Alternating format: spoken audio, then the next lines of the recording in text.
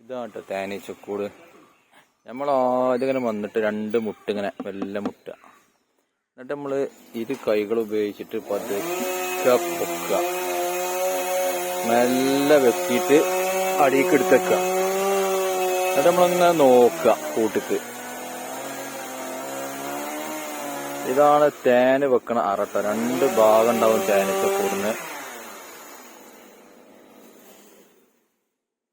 നിങ്ങള് ഈ വെള്ള കാണുന്നത് ആ തേനിട്ടോ, അതിന് സീൽ ചെയ്തിട്ട് നമുക്ക് എടുക്കാൻ പാടുള്ളൂ. അപ്പൊ തൽക്കാലം നമുക്ക് വല്ല വെക്കാം.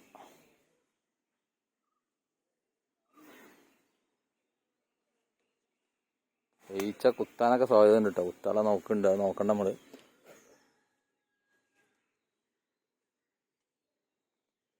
ഇതാണ് കേട്ടോ ഹണി ചേമ്പർ, തേന് വെക്കണ സ്ഥലം. ഇത് ബ്രൂഡ് ചേമ്പർ. ഇതിന്റെ പുഴി അറാന്ന് പറയും. ഇതിന് നമ്മൾ തേനെടുക്കരുത്, ഇതിൽ നമ്മൾ തേനെടുക്കുക. അപ്പോൾ ഓക്കെ, തേന് റെഡിയായി വരുന്നുള്ളൂ.